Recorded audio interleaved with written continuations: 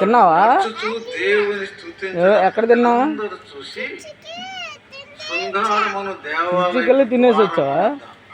భిక్షము కొరకు కూర్చుండిన వాడు వీడే అని తిరిగి మమ్మీకి కూడా తెచ్చావా? ఆయనకి జరిగిన దాన్ని చూసి చెల్లికి విస్మయముతో నిండి పరవశులైరి. ఆ వివరంగా చెప్పుకోవడానికి సమయం లేదు. ఆ కుంటి భిక్షకునికి పేతురు అతను చేయబట్టుకుని లేచి నడవమన్నాడు.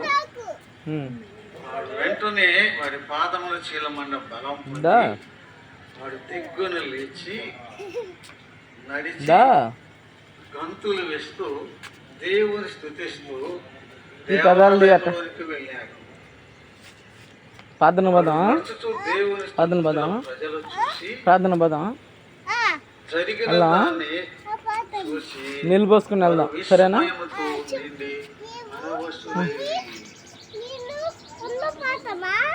నీళ్ళు పోసుకుని పోదాం, నీళ్ళు పోసుకుని వెళ్దాం. దీని ద్వారా మనము ఒక అంశం నేర్చుకోబోతున్నాం. ఆ వివరంగా అంత కాదు, కానీ ఒకటి ఆనాడు నమ్ముకున్న విశ్వాసంలో మారిన జీవితం మనం చూస్తున్నాం. ఏ జీవితం? Change in life. మారిన జీవితం, మారిన నడక. ఏం కనిపిస్తుంది? చెప్పాలమ్మా, ఏం కనిపిస్తుంది? అన్నాడు పోయారు చర్చికి. సంఘంలో ఉన్న విశ్వాసం ప్రజలకు ఏం కనిపిస్తుంది?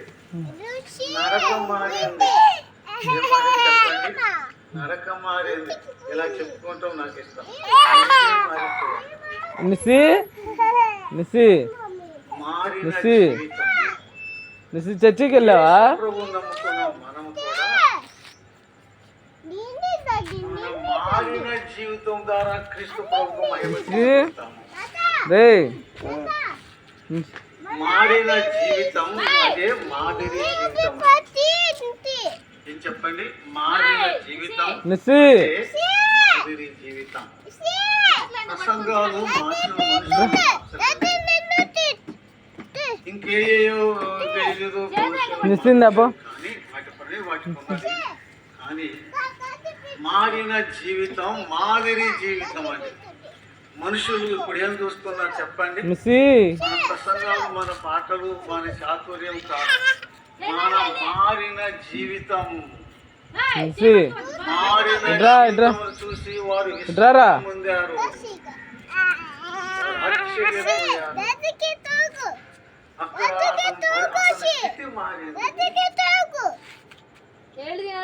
నడక మారింది, అసలు అంతా మారిందండి.